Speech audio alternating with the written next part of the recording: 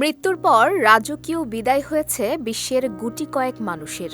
এই তালিকায় রয়েছেন বিশ্বের বিভিন্ন দেশের রাজনৈতিক ব্যক্তিত্ব, বিশ্ববিখ্যাত ব্যক্তি কিংবা ধর্মীয় ব্যক্তিত্বের নাম, যাদের অন্তিম যাত্রায় সমবেত হয়েছে লাখো কোটি মানুষ।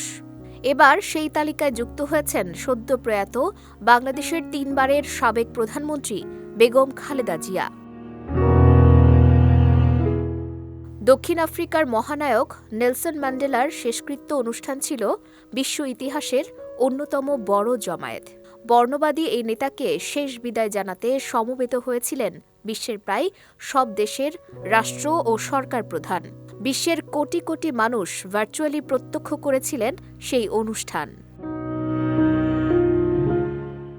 ১৯৬৩ সালে জন এফ কেনেডির শেষকৃত্য অনুষ্ঠানে ২০টির বেশি দেশের সরকার, রাষ্ট্রপ্রধান ও রাজারা সমবেত হয়েছিলেন। ছিলেন লাখো মানুষ।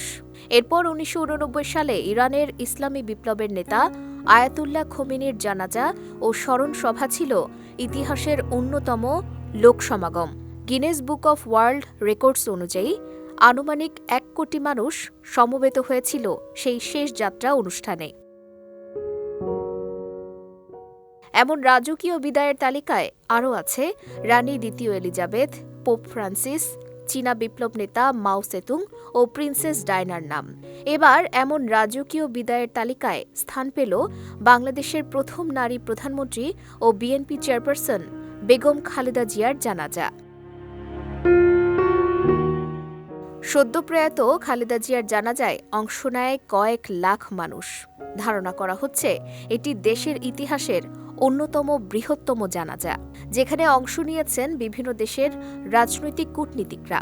দীর্ঘ সময় রাজনৈতিক কার্যক্রম থেকে দূরে থেকেও এমন লাখো মানুষের সমাগমের মাধ্যমে শেষ বিদায় রাজনৈতিক ইতিহাসে এক নজিরবিহীন ঘটনা। সঞ্জিদা আজিজ, বিজয় টিভি, নিউজ ডেস্ক।